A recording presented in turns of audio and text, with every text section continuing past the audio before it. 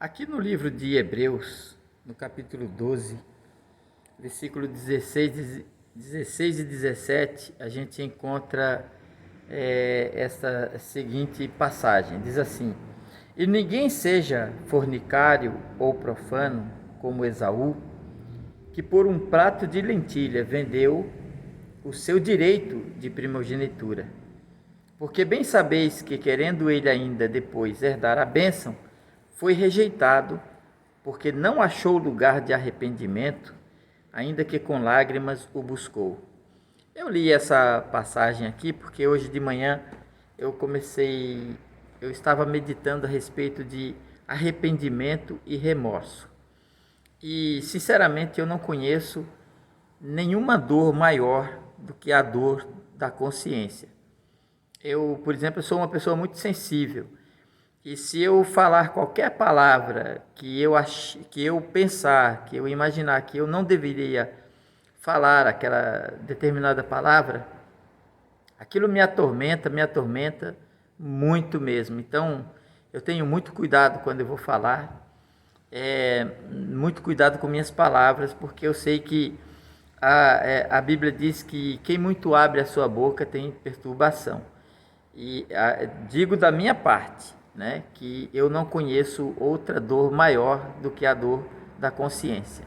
A consciência é um juiz muito severo na vida daquelas pessoas que não têm a sua mente cauterizada pelo pecado, né?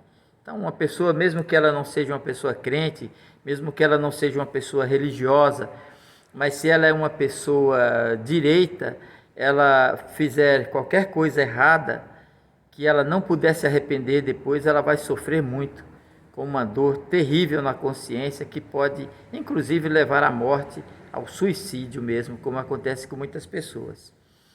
E aí eu me lembro assim, eu sempre acreditei que existe sim uma diferença entre arrependimento e remorso.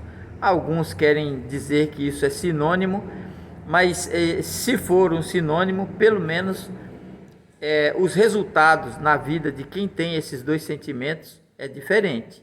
Porque eu acredito que remorso é uma coisa e arrependimento é outra. O arrependimento é quando você faz alguma coisa, ou quando você diz alguma coisa, ou quando você comete algum erro, que você se arrepende e sente aquela dor no seu coração e você procura reverter aquela situação, né? Reverter ela de alguma maneira, não desfazer aquilo que você fez. Isso é arrependimento, porque arrependimento é uma mudança de atitude. E quando a gente não pode mudar o que já foi feito, a gente então se utiliza do pedido de desculpas e de perdão, porque já que aquilo que foi feito não pode ser desfeito. Isso é arrependimento. Então o arrependimento nos libera para a gente seguir adiante, né? Ainda que aquilo vai deixar um problema na nossa vida. Mas o remorso é diferente. O remorso ele não parece arrependimento. Eu acho que o caso clássico do remorso, ele está nessas duas passagens que nós temos na Bíblia. Uma fala de Esaú e a outra fala de Judas. Esaú eu já li aqui para você, você já viu a leitura aqui.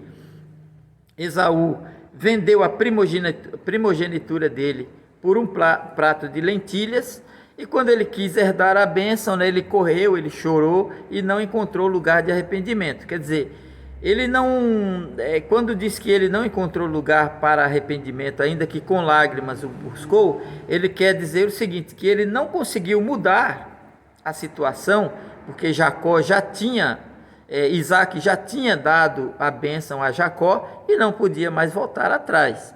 Então, ele, mesmo com lágrimas, ele não conseguiu reverter a situação que tinha acontecido. Mas a gente vê no caso de Esaú o remorso, né? Porque o remorso é aquela questão que a pessoa não tem um arrependimento. Ele era um homem profano. E você sabe que profano é aquela pessoa que trata a religião com desprezo, que trata as coisas de Deus com um desprezo. Existe uma diferença entre o que é sagrado e o que é profano. O que é sagrado é divino, pertence a Deus. O profano é aquele que não tem respeito pelas coisas de Deus, pelas coisas sagradas, e que só olha as coisas pelo lado carnal, pelo lado humano. Essa pessoa é profana. E a Bíblia diz que aqueles que conhecem a Deus, que frequentam a igreja, que fazem parte da comunidade dos salvos, não pode ser profano, não pode tratar as coisas sagradas com desprezo, porque isso faz dele uma pessoa desqualificada para estar junto com o povo de Deus. No caso de Judas, a coisa é bem mais grave, bem mais grave, porque olha só o que aconteceu com Judas. Quando Judas traiu Jesus com aquelas 30 moedas, e ele traiu, ele estava determinado. Veja que muitas vezes o Senhor alertou a ele de que ele falava indiretamente com ele, que o que ele estava para fazer era algo muitíssimo grave, a ponto de Jesus dizer assim: o Filho do Homem vai conforme dele está escrito, mas ai do homem pelo qual o Filho do Homem é traído, porque melhor seria que tal homem não houvesse nascido. Isso daí mostrava para Judas o quão grave era o que ele estava para fazer. O que aconteceu com Judas? Judas estava arrependido? Saul estava arrependido? Não, eles não estavam arrependidos. O arrependimento leva a pessoa a uma outra atitude. A confissão do pecado, né? Esaú podia dizer assim: pai, eu errei, né? Eu sei que eu não posso mudar a situação, mas me perdoe por o que eu fiz, né? Eu vendi minha primogenitura, não posso tê-la de volta, né? Lamento profundamente. Me perdoe, pai, por essas coisas. Mas ele não pediu perdão para o pai dele. Pediu para o pai dele abençoar ele. A primogenitura é minha, pai, é minha. Meu irmão roubou de mim, pai. Né? Ele queria dizer assim. E chorava. E pai, ele roubou, me abençoa. Tu tem uma bênção para mim. Ele não estava pedindo perdão. Ele estava exigindo aquilo que ele achava que ele tinha direito, mas ele não tinha mais direito. Então não havia arrependimento no Esaú. Ele realmente era profano, ele não estava arrependido de ter vendido para o irmão dele a primogenitura. Na verdade, ele estava com desgosto, com tristeza na alma, uma tristeza profunda, uma angústia profunda, porque o resultado final das decisões dele não foi boa. A mesma coisa Judas. Judas não demonstrou arrependimento. Ele pegou as 30 moedas e jogou lá nos pés dos fariseus, dizendo assim: pequei contra o sangue inocente, pequei traindo o sangue inocente. Quer dizer, de nada me servem essas moedas. Eu estava fazendo uma coisa, eu achava que eu ia me vingar de Jesus, porque eu não gostava dele de alguma forma, e ia pegar esse dinheiro, e ia para a praia, ia comprar uma casa, ia comprar um terreno, ia fazer muita coisa, mas agora a minha consciência não me deixa. A consciência de Judas o condenou. Ele se condenou a si próprio. Esse é o remorso. Ele gostaria de ter vendido Jesus, ele gostaria de ter traído Jesus, ele gostaria de ter desfrutado daquele dinheiro, mas a consciência de Judas impediu que ele tivesse esse prazer. A consciência dele não deixou que ele desfrutasse daquelas 30 moedas. A consciência dele não permitiu a ele que ele desfrutasse dos planos que ele fez na vida dele, quando ele resolveu trair o mestre por 30 moedas de prata. Essa é a dor da consciência, essa é a dor do remorso, né? Esse é o remorso das pessoas malignas, das pessoas perversas, que são constantemente instadas por Deus a se arrependerem dos seus pecados, a ouvir a palavra de Deus, a se arrepender. Não faça algo que você venha se arrepender depois, não faça absolutamente nada da qual você venha se arrepender e que você não possa mudar amanhã.